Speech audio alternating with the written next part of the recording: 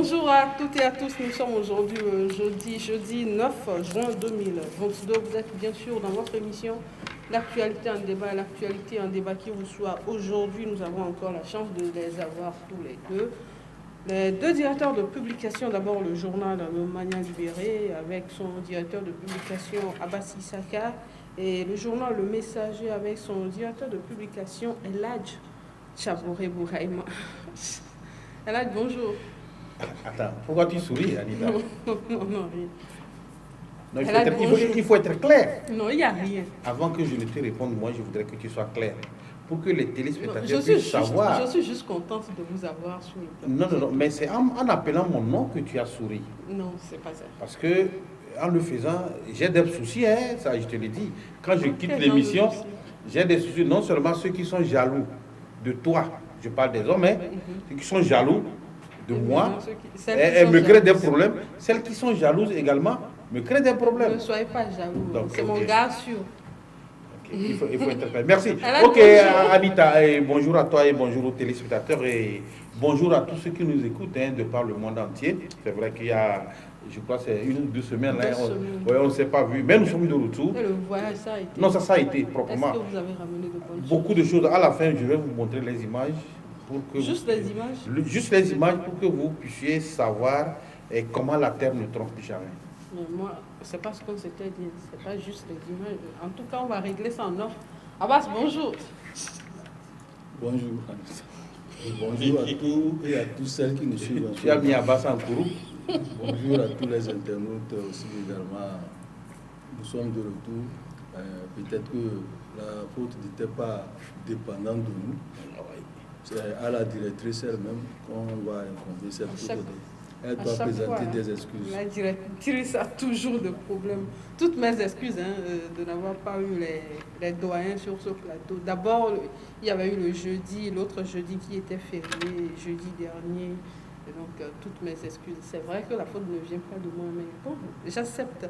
Aujourd'hui, nous allons commencer avec la une des journaux. On parlera. Les deux journaux se sont intéressés à la question liée à la nouvelle charte des partis politiques dans notre pays. On va suivre les différentes publications. Puisque Chaboré est avec nous, c'est quelque chose des scènes de violence entre Kader et Koussountou. C'est pas Koussountou de Palmier, mais Koussountou de Tchamba. Palmier a volé le nom de Koussountou. Non, pardon, on n'a pas volé. Ce sont nos frères. On s'arrête et puis on parlera du sport. Pour terminer avec la CAN 2023, est-ce qu'on sera ou pas? On va voir ça avec les deux grands sportifs qui sont avec moi. Nous allons commencer avec le Messager. Le Messager qui est dans les kiosques depuis mercredi, c'est-à-dire hier, au prix de 250 francs seulement. Vous pouvez également acheter le journal en ligne. C'est toujours à 250 francs, vous nous appelez, vous faites signe ici à la télé et puis on vous met en contact avec le directeur de publication. Et il faut être précis, il faut dire vous m'appelez, c'est pas vous nous appelez. Ils ont compris. D'accord. Le journal est également sur Instagram, hein. Vous pouvez la voir. Donc le Messager qui titre à sa une, Octavio, on peut avoir l'image du Messager.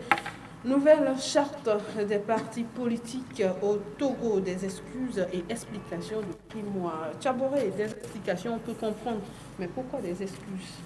Ah oui, et je vais tout droit au but. Je pense que les excuses, parce qu'il y a une petite phrase qui s'est glissée lors de la rédaction de l'article, de la charte, il y a une petite phrase qui s'est glissée et lors de la présentation, cette phrase a fait objet d'une polémique et également les gens l'ont compris autrement et ils l'ont traversé.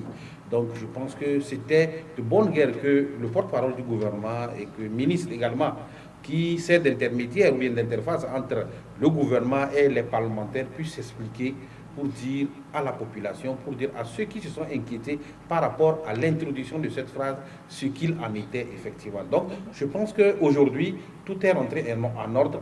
Les gens l'ont compris. La polémique aujourd'hui, en principe, ne devrait plus y être. Donc, le ministre porte-parole du gouvernement, Trimon, est sorti. Il a expliqué parce que Vous savez, juste après le vote de cette loi, il y a eu des partis politiques qui ont réagi. Les partis politiques comme Obu, ils ont réagi pour dire que le pouvoir en place était en train d'incendier, en quelque sorte, je mets entre guillemets, d'incendier l'atmosphère politique, parce que ils ont compris que le vote de cette loi tentait d'exclure une partie de la population togolaise, que ce soit ceux de la diaspora et certains Togolais, de la création des partis politiques et autres.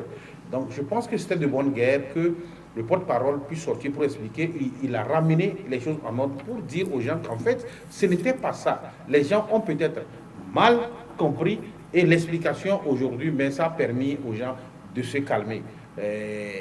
Par rapport aux excuses, c'est l'humilité. Je pense que le gouvernement, on ne peut pas dire que c'est tous les jours qu'il fait bien.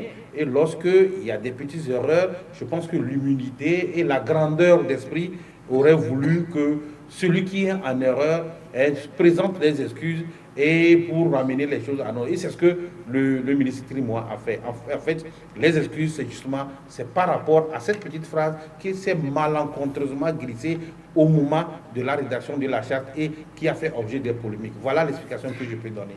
Alors, le sujet également a été abordé par le Mania Libéré.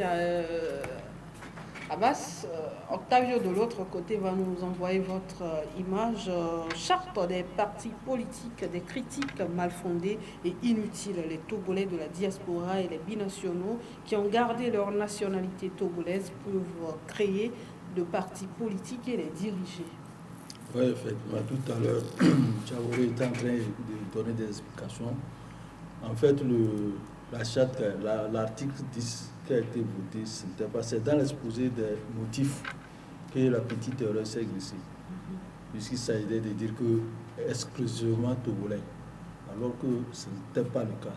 Mais dans la charte qui a été adoptée, il n'y a pas question de ça. Parce que vous savez que nous sommes dans un pays où les gens cherchent des brèches pour s'en prendre au pouvoir.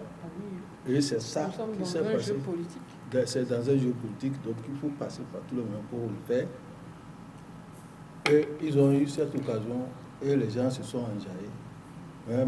Parce que quand vous voulez faire quelque chose, je dis qu'il faut lire.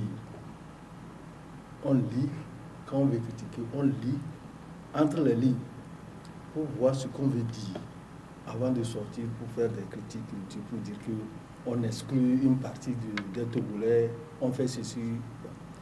En tout cas, ce qui s'est passé, c'est que l'article-là existait depuis 1991. Ça fait 31 ans à peu près. 31 ans après. Ce qui veut dire qu'il y a une partie qui posait problème. C'est la partie où on dit qu'il faut faire 10 ans dans le pays. Quand tu fais 10 ans, tu as la nationalité togolaise. Donc, ce qui veut dire que tu peux créer un parti politique même si tu es étranger. C'est cette partie qu'on a étudiée par rapport aux nouvelles donnes maintenant, qu'on dit qu'il faut enlever ça. Parce qu'on ne peut pas permettre à un Nigérien ou un Nigérian qui est là, ou un Libanais, qui a acquis la nationalité togolaise par naturalisation, de créer un parti politique et de venir diriger le Togo. Il n'est pas togolais. On a dit les Togolais d'origine, c'est-à-dire tu as la nationalité togolaise. Si tu as la nationalité française et que ton papa est né togolais, ou ta maman est née togolaise, et tu as acquis la nationalité togolaise, même si tu as une nationalité étrangère, du moment où tu détiens la nationalité togolaise et que tu n'as pas renoncé à cette nationalité, tu peux créer un parti politique et diriger le pays. Ce sont les explications-là que les gens devaient comprendre avant de se lancer dans des critiques inutiles. C'est pour cela que nous avons dit que c'est des critiques inutiles que les gens, puisque c'est des polémiques que les gens ont voulu mettre. Et heureusement que le ministre moi aussi était sorti, le porte-parole du gouvernement était sorti pour expliquer également ce qui se passe. Sinon, on devait aller là, puisque les gens ont commencé par dire qu'il faut arrêter, tout ça, que nous voulons tomber dans l'ivoirité. On n'a pas dit d'un père et une mère. Et une mère. On a dit, tu as la nationalité, il n'y a pas de problème. Togolaise, tu la détiens. Il n'y a pas de problème. Tu peux être fondateur d'un parti politique. Et quand ils sont attaqués, c'est au seul article qui sont attaqués, parce qu'il y a beaucoup de modifications d'autres articles qui modifient. qui sont modifiées dans la charte. Peut-être que ces modifications-là plutôt ne posaient pas de problème. Oui, on dit... Non, c'est eux qui ont pensé plutôt que ça pose problème Ça pose parce que problème. Abbas vient de dire quelque chose de très intéressant et je pense qu'il faudrait qu'on s'appésantisse là-dessus. Au Togo, nous allons faire vraiment l'effort d'éviter, lorsqu'il y a un problème, de se jeter sur le problème, de se jeter sur les critiques sans chercher à aller dans le fond du sujet, sans chercher à faire le recoupement dans notre métier, comme on le dit, sans chercher à fouiller et à savoir qu'est-ce qu'il en est aujourd'hui. Le communiqué, les gens commençaient par sortir des communiqués juste après le vote de cette loi, sans chercher à connaître ce qu'il en était exactement, de lire profondément. Aujourd'hui, ils sont au pied du mur. Ceux qui se sont empressés de critiquer le gouvernement, ceux qui se sont empressés de critiquer la loi, sont au pied du mur parce que ils ont vu que ce qu'ils disaient était contraire, ou bien peut-être ça se trouvait dans leur pensée. Nous avons ce problème-là, et je pense que nous devrions faire un effort au Togo. Je ne dis pas que c'est au niveau des politiciens, dans le pays en général. Lorsqu'il y a un problème, on se jette, on crée des rumeurs, on met des rumeurs autour de ce problème, chacun invente ce qu'il pense et puis on met soit sur les réseaux sociaux et on essaie d'expliquer sans chercher à aller au fond du sujet. Or, de ces genres de problèmes, ça crée d'autres problèmes. Le temps qu'on puisse arrêter l'hémorragie, mais c'est déjà parti. Aujourd'hui, moi je pense que ce que le porte-parole du gouvernement est sorti pour faire, ça a été très rapide. Parce que n'oubliez pas que la communication aussi, aujourd'hui, c'est une arme. Ça a été très rapide et ça a permis aux gens de se replier et de rentrer dans leur coquille. Vous avez vu que depuis que M. Trimois est sorti, il n'y a plus eu de polémique, les gens ont vite compris. Et c'est ce que les gens devraient en principe faire.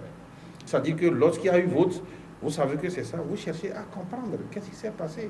Et bon, aujourd'hui, je pense que tout est rentré en ordre. Les gens doivent comprendre que c'est comme ça. En tout cas, moi, j'ai apprécié peut-être que sur les autres articles, ils n'ont rien dit. Ça veut dire qu'ils sont partants. Ils sont partants. C'est que ça a été discuté lors de...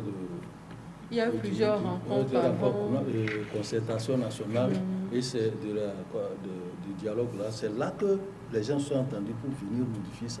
C'est devenu... C'était des discussions qui ont été déposées sur la table du gouvernement. Le gouvernement a pris un projet de loi par rapport à ça et ça a atterri sur la table de l'Assemblée nationale qui a jugé bon de voter ça parce que ça arrange. Alors Abbas, justement par rapport au projet de loi, quand vous suivez un peu tout ce qui a été modifié, aujourd'hui au Togo ne crée pas un parti politique qui veut. On a vu dans ce pays des gens créer des partis politiques, mais il n'y a pas de membres et autres là. Avec oui, c'est pour cela que moi j'apprécie cette nouvelle modification qui est intervenue. Parce que avant, les gens, on a dit 30 personnes, membres fondateurs, 30 personnes. Il y a des partis qui se limitent seulement à leur famille et à leurs amis pour que ça puisse s'implanter avec la nouvelle configuration du titre doit avoir 60 membres fondateurs de Lomé à Saint-Cassé. Ce qui veut dire qu'il faut avoir une assise.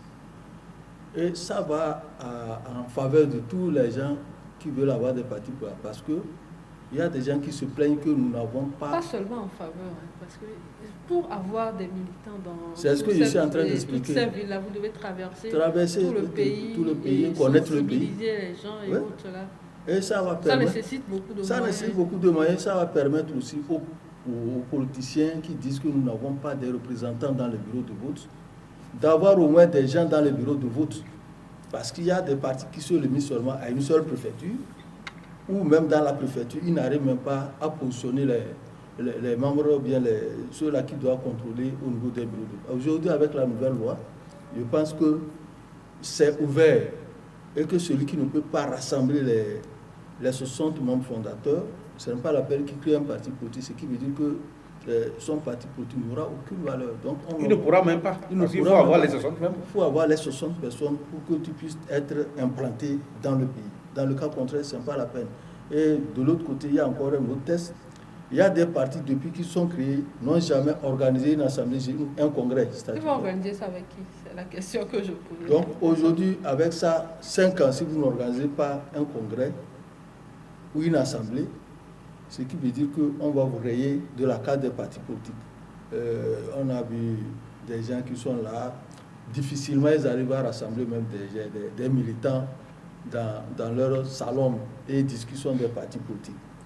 Aujourd'hui, je dis que c'est bien ce qui a été fait. Ça permet à une assise normale. Et ça va permettre aussi de réduire des gens, le nombre de partis politiques. Justement, par rapport à ça, Tchaboré, réduire le nombre des partis politiques, si on veut respecter ces normes-là, on aura peut-être 10 partis politiques au Togo. Je pense que... Est-ce que ça va atteindre? Oui, ça aurait été mieux, d'ailleurs. Parce que la pléthore des partis politiques aujourd'hui crée beaucoup de problèmes dans notre pays. Et vous savez, lorsqu'il y a des dialogues, lorsqu'il y a des gens de rencontre, comment est-ce que les partis politiques se jettent les pots de banane? Moi, je ne pense pas que ça s'arrête ça à là seulement. Il y a aussi d'autres avantages par rapport à cette loi. Cette loi va également permettre, parce que j'ai lu certains articles, va également permettre de résoudre un problème de représentativité. Parce qu'on dit quoi? Dans la loi, je pense que c'est l'article 10 ou bien l'article 8 qui le dit, alinéa 2 ou bien alinéa 3, je ne me rappelle pas, qui dit que lorsque vous allez aux législatives, vous devez avoir un certain nombre, un quota donné pour attendre bénéficier de l'aide de l'État. Vous comprenez, depuis un certain temps, il y a certains partis politiques qui se disent « je suis plus représentatif ». Sur toute l'étendue du territoire, c'est moi, je suis le premier parti politique de l'opposition au Togo. Je pense que cette loi va également permettre de résoudre ce problème. Lorsque vous allez aux législatives, vous allez à un scrutin et on voit le quota, on sait que vous n'avez pas atteint ce quota, vous n'allez pas bénéficier de l'aide. Et là, on saura qui. Mais là, c'est un peu un piège pour les Ce n'est pas un piège. On sait. Nous connaissons tous la réalité dans notre pays. La réalité, c'est quoi, Anita? Non, c'est moi qui pose des questions ici. Les partis politiques de l'opposition, vous pensez que beaucoup de partis politiques vont pouvoir remplir ces conditions? Il y a des partis qui sont créés depuis que moi, j'ai assisté peut-être au congrès pour la création du parti, c'est fini. Anita, on ne va pas rentrer... Ils ne sont pas allés aux élections. Si vous le dites, je vous coupe la parole, si vous le dites, c'est parce que vous rentrez en contradiction avec ce que vous avez dit tout à l'heure. Aujourd'hui, avec cette loi, ne crée pas un parti politique qui le veut. Alors là, c'est justement dans cette logique que je suis. Je suis d'accord. Donc, moi, je ne pense pas que ça va créer des problèmes à des partis politiques de l'opposition. Ça veut dire qu'il y a, au fait, si on fait les analyses, il y a certains partis politiques de l'opposition qui n'avaient pas raison d'être. Parce qu'ils ne sont pas représentés. Ça, c'est de la pagaille. C'est de la pagaille. Il faut quand même qu'on commence par assainir cet environnement pour savoir qui est qui fait quoi, pour qu'on puisse faire vraiment une véritable politique dans ce pays. Parce que c'était un cafouillage. Quelqu'un peut sortir un beau matin avec une dizaine de ses membres, organiser une conférence de presse, dire qu'il n'est pas d'accord et semer un peu la confusion sur un sujet au sein de la population. Semer la confusion au sein de la population. Moi, je pense que cette loi, elle est la bienvenue sur tous les plans. Et le dernier plan, c'est ce que je viens de dire. Je pense que personne au niveau des partis politiques ne dira que je suis plus représenté que toi. Je suis un parti politique qui a une assise sur toute l'étendue du territoire, alors qu'il ne l'est pas. Parce que les résultats des différents scrutins vont nous le prouver et on verra qui est qui et qui fait quoi dans ce pays. Moi, je pense que c'est très intéressant comme ça. Alors, Abbas, avis partagé, c'est très intéressant on voit les partis de Lomé à Saint-Cassé. Je crois que déjà à Blita, on ne voit plus l'existence de certains partis. Ce n'est pas en qu'on va voir les partis. Ou bien, en descendant là, arriver à Notien, par exemple, c'est fini. Certains partis politiques, on n'entend plus parler d'eux et autres. Là. Non, ce n'est pas ça. Quand vous prenez un parti politique qui se crée, il doit être créé avec les fils de tous les pays. Si le fondateur est à Lomé, il doit avoir les fils de toutes les localités représentatifs au sein de son parti comme membre fondateur. Vous savez que nous avons plus de 120 partis politiques. Mais quand vous allez sur le terrain, combien sont actifs? Je vous ai dit tout à l'heure que moi, j'ai assisté au combien sont congrès actifs? Et de puis, création et puis c'est tout. il y a des partis qui sont venus ici pour être créés. Les gens sont allés au stade, mobiliser les gens et créer. Depuis des années que ces partis sont créés, aujourd'hui on ne les entend pas. On ne les entend que sur des communiqués qui balancent sur des réseaux sociaux. Ils n'ont pas de militants pour dire ceci ou cela, ou bien organiser un congrès.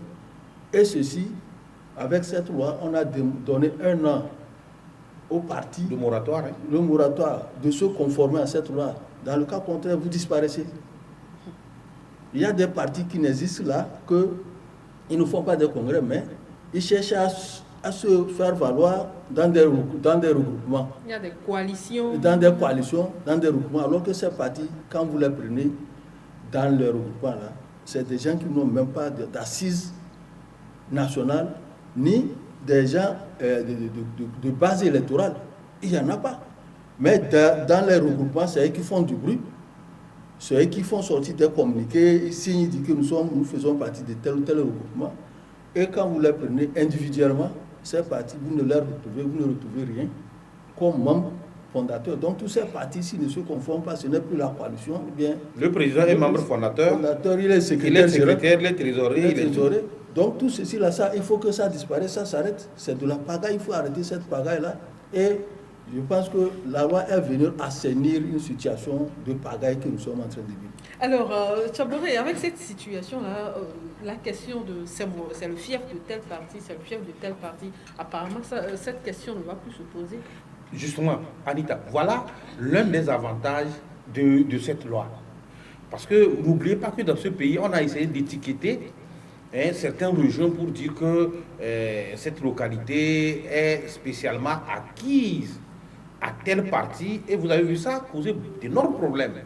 Il ne faut pas qu'on se leurre. Avec l'apparition du PNP, vous avez vu comment que ça a tenté de créer des problèmes. Les gens estimaient que c'est la région centrale seulement, et particulièrement, c'est Sokodé qui est... Puisque c'est à Sokodé qu'on dit le Bindjeke.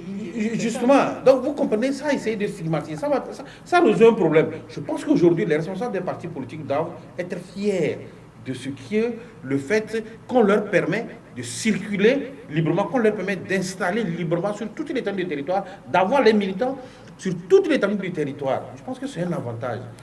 Moi, je vois pourquoi les gens ne s'agitent pas. Hein.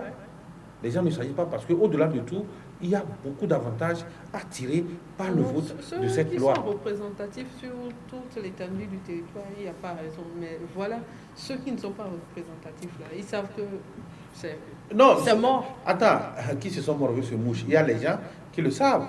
Et vous avez vu ceux qui ont été les premiers à prendre le communiqué. Et quand vous analysez, vous comprenez à peu près que, en tout cas, il y a quand même ceux-là qui se sentent touchés, qui font partie. Justement, donc il y a un moratoire de 1 an. Le gouvernement a bien fait de donner un moratoire de 1 an pour permettre à ces partis politiques de se régulariser. Et ils peuvent le faire. Parce que 1 an, ils peuvent le faire. Attends, Lomé 5AC, ce n'est pas loin. On est que 56 600 km². Donc, ils peuvent le faire. Il y a des partis politiques qui sont sur le terrain, qui font le travail de rue. Et c'est quelqu'un qui va venir en 1 an pour me dire. Non, il peut les détrôner. Parti pour venir il peut les détrôner. En France, Macron est venu à peine combien de mois pour pouvoir. Et il a détrôné tous les partis politiques traditionnels qui étaient là. On ne sait pas le travail qu'il a fait en amont. Justement, peut-être que c'est là aussi peut faire ce travail. Puisqu'ils en ont les moyens. Comme on l'a dit, désormais, n'est pas parti politique qui le veut, ou ne crée pas parti politique qui le veut. Alors, Abbas, un mot avant qu'on passe à autre chose. Moi, je pense que les partis politiques, qu'ils soient de l'opposition ou du pouvoir, doivent chercher bien à lire d'abord et comprendre que les nouvelles modifications qui sont faites ne sont pas faites contre quelqu'un. C'est fait pour arranger la vie politique de notre pays. Et l'erreur que nous commettons, c'est que on aime prendre souvent certaines choses pour les dramatiser. Alors que ce n'est pas le cas. Si on prend le temps de lire et de comprendre ce que les gens veulent dire, on n'arrivera pas à ce point-là. Mais il y a certains même qui sont allés jusqu'à dire que les binationaux qu'on convoque pour jouer en équipe nationale, donc on ne va plus les provoquer. une loi qu'on vote pour les partis politiques et les gens font le rapport avec... Puisqu'on cherche la bête à abattre. C'est le Togolais, c'est le propre du Togolais. Et la personne a appelé en direct sur une chaîne de radio où nous étions en train de faire l'émission pour faire cette comparaison. Comment est-ce que quelqu'un peut dire, donc les binationaux là, ils ne vont plus venir jouer pour le Togo, hein? Est-ce que les la personne là a pris le temps à des partis politiques? Hein? C'est juste la question qu'il faut se poser. On parle de la création des partis politiques. On n'a pas exclu la diaspora. Et vous dites que donc la diaspora, là, les gens ne vont plus venir jouer au foot. Et vraiment, c'est pour ça qu'il dit que il faut comprendre les choses d'abord avant de critiquer. Parce que si tu ne maîtrises pas la chose, c'est que tu vas te rendre ridicule pour rien. Et c'est ce qui s'est passé actuellement avec l'explication donnée par le porte-parole du gouvernement. Si les gens avaient pris le temps, ça dit tu prends la patience. Le texte est sorti, vous lisez, et après vous faites des commentaires là-dessus, on comprendrait. Mais ça, c'est voté en même temps le lendemain là. Quelqu'un qui s'est senti mauvais a sorti le premier communiqué. Et c'est à partir de là que les gens ont commencé. Ça a commencé. Ah bah, franchement, Anita, si vous permettez, je vais amuser un peu la galerie. Je pense que je vais ajouter quelque chose à ce que Abbas vient de dire. Il a dit qu'au niveau des partis politiques, moi je globalise ça et je l'ai dit tantôt lors de mon intervention, je pense qu'il faut généraliser sur toute la population. Nous avons ce problème dans le pays. Il faut faire ce constat. Vous avez vu lors de certaines manifestations ou bien lors de certains événements politiques, vous êtes là, on vous envoie un message ou bien on vous dit qu'il y a telle chose qui s'est passée dans telle localité. Or, en réalité, ce n'est pas vrai.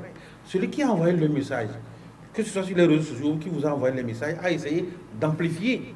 Ou bien vous passez, il y a eu un accident. Ça se passe, les commentaires, hein, un accident ici, il y a les forces de l'ordre qui sont là-bas, vous allez voir quelqu'un appeler pour dire « Oh, les forces de l'ordre sont en train de tabasser ici. » Je dis, nous avons ce problème dans ce pays. Et finalement, lorsque vous vérifiez, ce que les gens sont en train de dire, ce n'était pas ça. Franchement, il faut qu'on fasse un effort. Je dis un effort, lorsqu'il y a un problème, qu'on puisse chercher à vérifier, à savoir effectivement ce qu'on est venu de dire, si c'est vrai ou bien c'est faux. C'est vrai, il faut qu'on le dise. On ne dit pas que la gouvernance qui est là, elle est parfaite à 100%. Il y a des choses qu'on critique aujourd'hui. Nul n'est parfait. Nul n'est parfait. On critique aujourd'hui par rapport à la gouvernance qui est faite dans notre pays. Et c'est tout à fait normal. Mais il faut que des critiques soient des critiques fondées. C'est tout ce que moi je voudrais dire par là. Il faut que ces critiques soient des critiques fondées et que les Togolais, nous devons faire un effort. Au-delà de tout, le Togo appartient à tout le monde, sans exception. Personne n'a le droit de pouvoir pousser ce pays dans l'abîme à travers ses comportements, à travers des gestes ou bien à travers des informations infondées. Ce n'est pas normal. Voilà ce que moi je voudrais dire. Alors, merci. Nous vous avons compris par rapport à cette situation. C'est l'occasion d'inviter tout un chacun de nous à aller lire ces différents tests-là pour comprendre ce qui est dit exactement. Deuxième sujet, donc, dans cette émission, nous allons parler des scènes de violence entre Akabi et Koussountou la semaine dernière à Tchamba, occasionnant des blessés et d'énormes dégâts matériels à Tchabouré. Je sais que vous êtes un peu comme de Tchamba. Si vous n'êtes pas de Tchamba, là, je ne suis pas de Tchamba, mais je suis de Tchamba. Oui. Parce que j'ai trouvé mon âme sœur à Tchamba. Donc, je sais tout ça. Allez-y comprendre. Fallait pas tant que vous êtes de Tchamba, il faut que les téléspectateurs le sachent. Je ne suis plus la proposée à la femme de la Attends, tu veux cacher quoi? Ok. Alors, Tchamba, il se passe quoi exactement à Tchamba? C'est vrai que je n'ai pas quand même la quinquessence de ce qui s'est passé. Parce que je vous connais pour ce genre de trucs. Vous prenez tout. Je prends le temps pour vérifier. Moi, j'étais là-bas le samedi. Et à Tchamba, c'est vrai que Tchamba et Koussountou, il y a à peine une trentaine ou bien 40 km de là, mais je n'ai pas été, puisque moi aussi, j'étais dans mon champ. Donc, vous savez, c'est un genre de problème, que ce soit, puisque c'est la localité, Tchamba, il y a les mêmes problèmes un peu partout, hein, parce qu'il y a des gens... Un certain problème. Justement, entre-temps, c'est vers Palimé, et tous ces problèmes se posent.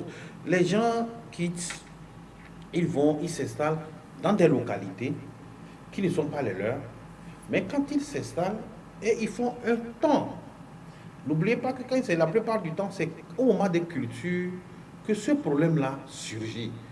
Au temps des cultures que ce problème surgit, parce que les autochtones qui sont propriétaires des terriens, ils donnent une partie de cette propriété à ceux qui sont venus s'installer pour pouvoir cultiver, et après ils font un deal. Après, soit ils se partagent le résultat de la culture, ou bien il y a une somme qu'il faut verser pour pouvoir avoir accès. Mais quand pendant un temps donné, vous êtes resté, il arrive que les propriétaires acceptent de vous céder ça. Et vous savez, dans ce genre de choses, l'affaire de terre dans notre pays est une affaire très délicate. Et aujourd'hui, on va plus revenir. 80% des problèmes qui sont à la justice aujourd'hui, c'est des problèmes de terre. Ce sont les problèmes de terre. Donc, c'est ce problème-là qui est arrivé. Et Tchamba, ce n'est pas seulement surtout qu'il y a ce problème. Ailleurs, dans la localité de Tchamba, il y a de ces problèmes, mais il suffit que les gens essaient de se comprendre, que chacun connaisse sa part de responsabilité. Vous êtes venus s'installer. Pour ceux qui sont venus, ils ont demandé. Effectivement, nous vous avons donné, voilà le deal qu'on a fait, et on marche sur ça, il n'y aura pas de problème. Ou bien il y a un problème. J'explique. En fait, ce qui pourrait arriver, les autochtones, ou bien ceux qui sont propriétaires des terrains, certains parmi ces gens sortent derrière d'autres personnes pour aller couper une portion de terre et vendre à ceux-là qui sont étrangers, sans à l'insu des autres. Alors, ceux-là, ayant versé l'argent, se disent propriétaires total de cette portion de terre. Et le jour où ceux qui n'étaient pas au courant viennent pour réclamer parce qu'ils ont commencé déjà par cultiver, ça devient un problème. Tout ça, ce sont des petits problèmes comme ça qui existent. Parce que j'ai eu à assister à Tchamba la dernière fois à un problème comme ça. Et j'ai intervenu. Que vous n'avez pas de problème. Non, j'ai intervenu, j'ai essayé de résoudre ce problème d'une manière ou d'une autre. Et celui-là qui m'a vendu le terrain était revenu pour délimiter. Donc, c'est une question de compréhension. Et quand ça commence comme ça, il suffit d'une petite phrase et c'est fini. Vous avez vu ce qui s'est passé, les blessés que nous avons eus dans la localité.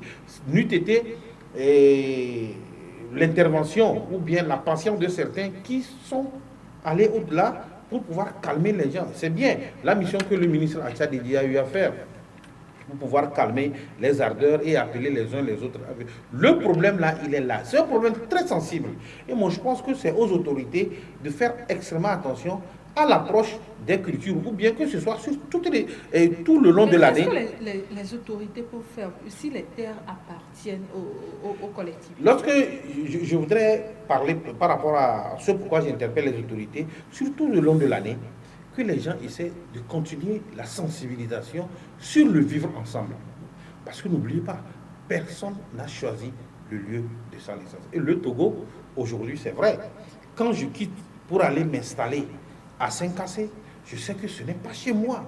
Je sais que je suis venu m'installer. Et si j'installe... Vous pouvez vous installer à Palimé. Oui, à Palimé. Voilà, non, il n'y a pas de problème parce que c'est ma belle famille. Donc, j'installe à Saint-Cassé, à Palimé, pendant un temps, 30 ans, j'essaie quand même d'acquérir les terrains. Et ces terrains, ça revient à moi. Mais je pense que ceux-là aussi qui acquièrent des terrains, qui prennent soin quand même de s'assurer que demain, qu'il n'y aura pas de problème.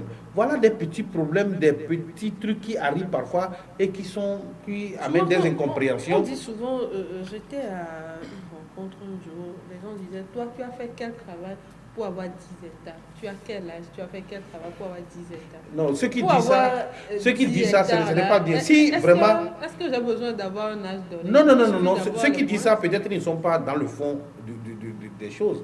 Quand vous avez envie, vous êtes engagé dans le domaine de la culture ou bien dans l'agriculture, vous économisez et vous achetez, vous allez, vous voyez la population ou bien les propriétaires terrains qui acceptent de vous vendre les terrains. Vous les achetez, il y a le papier qui signifie que vous avez déjà acheté. Vous pouvez acheter 10 hectares, 400, 30, 20 hectares. Les gens en ont jusqu'à 30, 40 hectares. Et c'est tout à fait normal. Et à partir du moment où ils ont le papier bien signé, c'est tout à fait normal. Moi, je pense que c'est une question de compréhension et c'est une question d'habileté et de vigilance par rapport à ceux-là qui achètent les terrains ou bien qui acquièrent des terrains. C'est important. Alors, Abbas, vendre, donner les terrains dans un premier temps et après essayer de prendre quelque chose. Et si on vendait ça en même temps? C'est-à-dire, vous venez pour vous installer chez vous, vous avez besoin de cultiver et autres là. Bon, on vous vend les terres et c'est fini. On ne revient plus sur ça, il n'y a plus à faire de se partager le bénéfice et autres là. Et si on passait à ça plutôt que de donner les terrains et avec le temps s'entretuer? Vous savez, dans ces situations, ceux qui viennent n'ont pas de moyens pour acheter le terrain. C'est-à-dire quand il vient, il veut cultiver, ceux qu'on laisse, il vient s'installer, il va négocier. Quand on lui donne au moins ce terrain, il va cultiver. Ça se passe un peu pas. Et là, c'est là que ça devait commencer. C'est-à-dire, je te donne un terrain, tu cultives.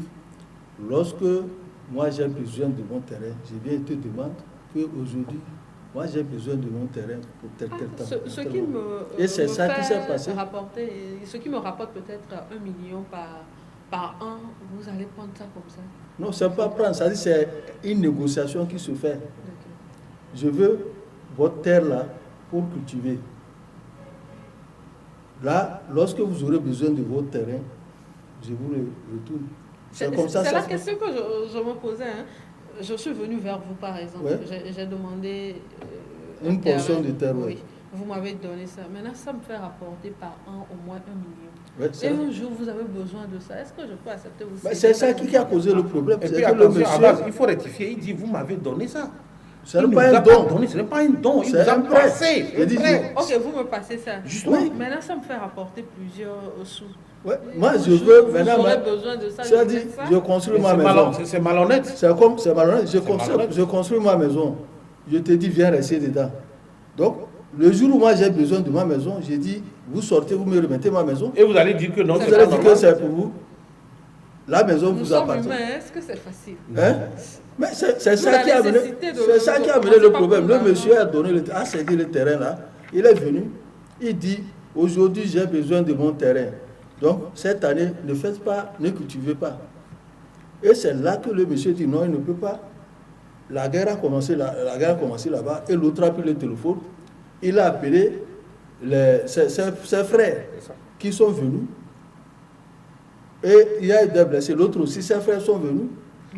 Donc le lendemain également, les gens venaient pour faire vengeance. Heureusement que le ministre Achat était là et que lorsque les gens venaient pour se venger, le chef canton a vu et les a appelés de revenir ici, de ne pas faire ça. Sinon, c'était l'hécatombe. Ce qu'on a vécu là, c'est rien ça. Les gens allaient se tuer, s'entretuer là-bas. Correctement. Tu as vu les blessés, ça c'est petite affaire ça. Donc aujourd'hui, on ne sait pas comment les populations là, les autochtones et les allogènes vivent là-bas. Puisque quand vous les prenez, des gens sont venus s'installer dans votre localité. Il y a même des mariages entre allogènes et autochtones. Ce qui veut dire qu'ils deviennent une seule famille. Ils deviennent les seuls qui sont là. Et ces problèmes ne devaient pas s'engendrer parce que l'entente devait être de mise pour qu'on n'arrive pas à ces genres de situations. Si nous sommes des frères, vous êtes venus à Louisiane pendant des années, vous êtes venus, nous avons donné ceci, là, prenez, faites. Mais si nous avons besoin de notre truc, nous allons reprendre ça. Si la compréhension était là, on n'allait pas en arriver là où les gens voulaient se tuer et se faire. Donc, c'est une question de sensibilisation. Comme l'a dit Tchabouré, il revient aux autorités locales, au chef canton, au maire actuel aujourd'hui et au préfet d'organiser ces gens de sensibilisation. Parce que on va leur dire, vous êtes aujourd'hui, vous êtes un seul homme. Pour la cohésion sociale et la paix sociale dans notre localité, on ne veut plus voir ces gens de choses. Vous entendez?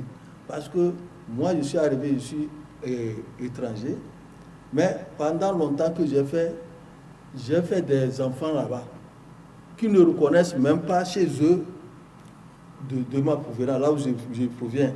Mes enfants même ne connaissent pas là-bas. Là où ils connaissent, c'est là où ils sont nés.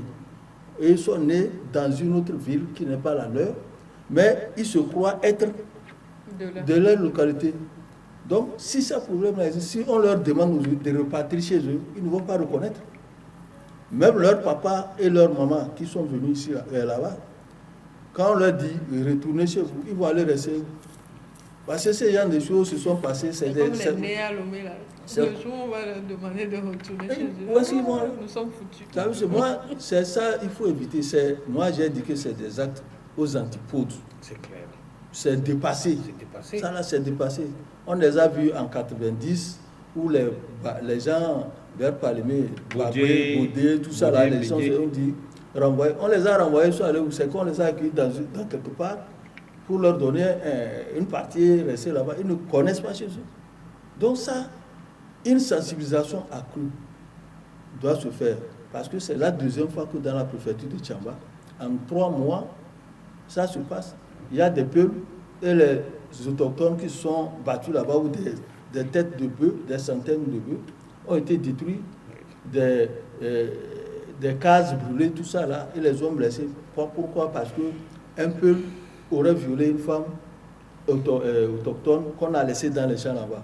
Vous voyez, donc s'il y a des sensibilisations, en moins de 3 mois, vous voyez comment ça s'est passé. Si on sensibilisait les gens comprendraient pourquoi le vivre ensemble est nécessaire et la paix sociale est nécessaire. Mais c'est important. C'est important d'appuyer ce que Abbas dit. Les autorités locales et que du gouvernement ou autres doivent se lever parce que c'est très important. Je vous ai dit, moi j'étais à Tchamba. Lorsque je suis arrivé, dans mon champ de maïs, il y a les bœufs qui sont venus, ils ont mangé une partie. Et celui-là qui s'occupe de la surveillance m'a fait cas. Et il me l'a dit que lorsque vous tentez de leur interpeller ou bien de les interpeller, ils soulèvent le cou, ils sont avec le cou, ils soulèvent comme ça et ils vous font peur, ils vous effraient. Vous comprenez que c'est très délicat. Et quand il faut une sensibilisation, c'est le moment, c'est durant cette période-là qu'il faudrait profiter pour sensibiliser. Les gens font des cultures, les gens saignent pour aller cultiver. Vous savez comment nous vivons. Et après tout, des troupeaux vont venir pour ravager ce qu'ils ont semé. C'est compliqué. Alors, dernier sujet, dans cette émission, nous allons parler sport. Les 2 sportifs qui sont là, ce que vous ne savez pas, ça pourrait être un grand sportif. Ah oui. Alors, éliminatoire. Prochainement, je vais amener les images. On va présenter ça aux téléspectateurs. Non, je vais leur montrer les images. Ne vous en faites pas.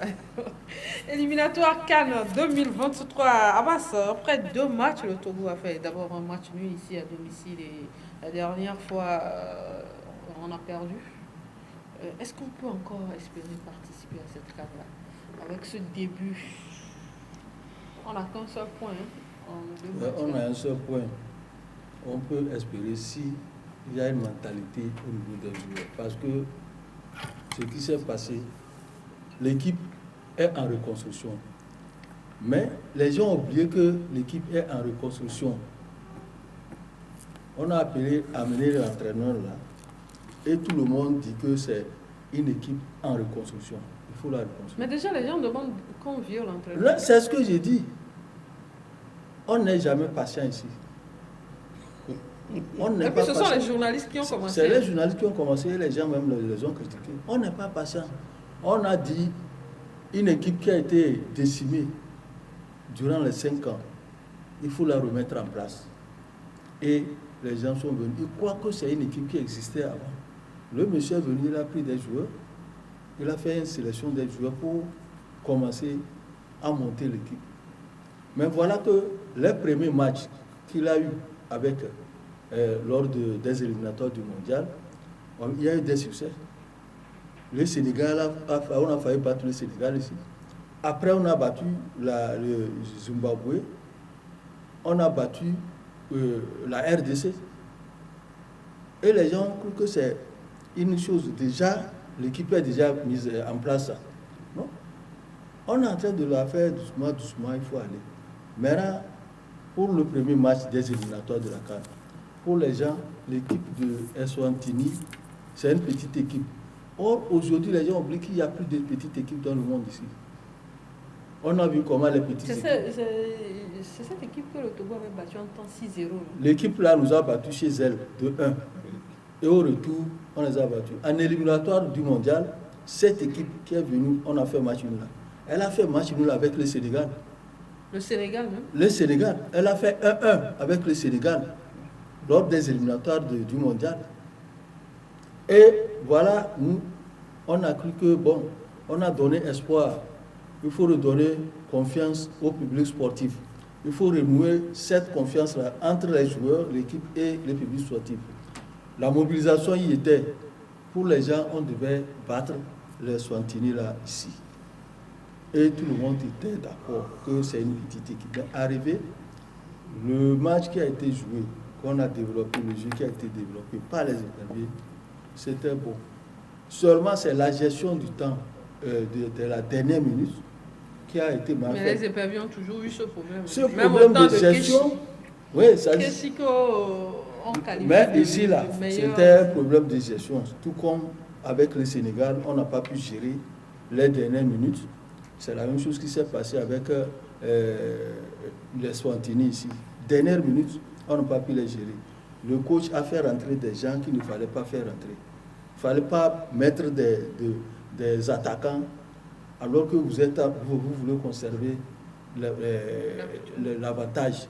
Il fallait renforcer le milieu ou la défense. On ne l'a pas fait, mais on n'a plus de but. Maintenant, arrivé à Cap-Vert, on croyait qu'on peut battre le Cap-Vert parce que le Cap-Vert a fait une sensation lors de la CAN dernière.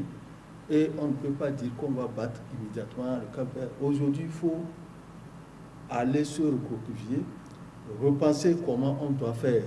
Parce qu'on a encore 4 matchs à livrer. Si on arrive à les gagner, au moins à domicile. C'est là que viennent les calculs. C'est là que viennent les calculs. Et le problème calcul.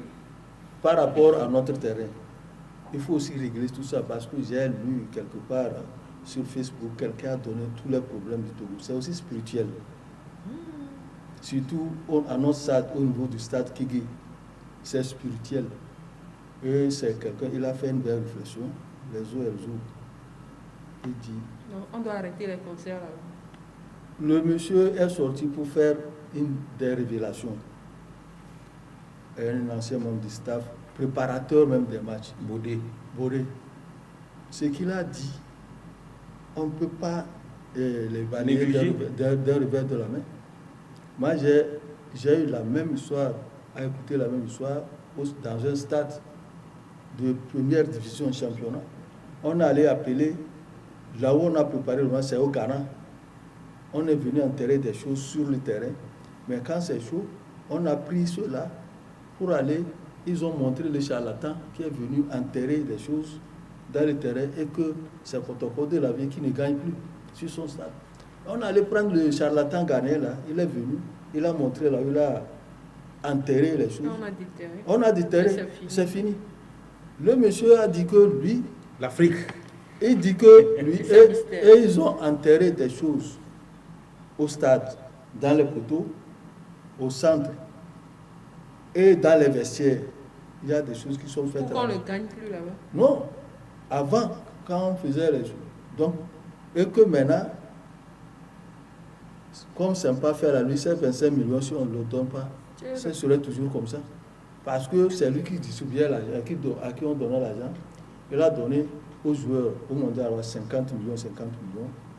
Et ici, 25 millions pour le staff, alors qu'il était membre du staff et préparateur même de l'équipe. Donc c'est ça, il n'a pas pris l'argent. Il n'a pas pris sa part. Donc ces génies sont fâchés. Ces génies sont fâchés parce qu'il faut... C'est que parfois on l'appelle, on dit, va prendre 100 000 ici, va prendre 50 000 ici, et puis c'est fini. C'est fini. Je ne sais pas si Anita, vous n'avez pas suivi l'audio. Non, je n'ai pas suivi l'audio. Donc c'est là, il faut aussi, de façon dire que le spirituel, parce que le Togo n'a plus le score normal du Togo. Ici, c'est le match nul. Ou soit on nous gagne, ou on fait match nul. Mais quand on va aller sur eux, on fait un exploit et on gagne des équipes. Alors, nous sommes en Afrique, il faut voir le côté spirituel. Pour terminer, attendez, le journaliste, c'est celui-là qui doit donner le bon exemple normalement.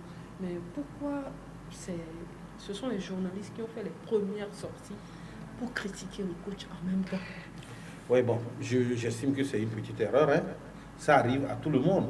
Peut-être qu'ils n'ont pas analysé profondément la portée de ces critiques et ils sont sortis. Et j'ose croire qu'actuellement, peut-être certains parmi eux regrettent le fait d'avoir pondu ce communiqué ou bien d'avoir dit ouvertement et promptement qu'il faut que l'entraîneur soit changé. C'est vrai, il faut qu'on soit patient et qu'on accepte également des défaites. Il y a eu des grandes équipes, et je ne dis pas que le Togo n'est pas une grande équipe, il y a eu des grandes équipes qui ont subi de ces genres de défaites, on ne va pas revenir là-dessus. Le football, en football, 1+1 ne font pas toujours 2-1.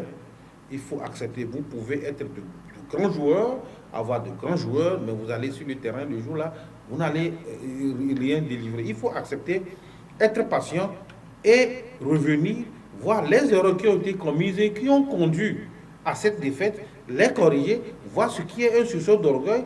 On peut quand même faire quelque chose. Moi, je suis sûr que si on avait gagné aujourd'hui, on serait en train de jubiler.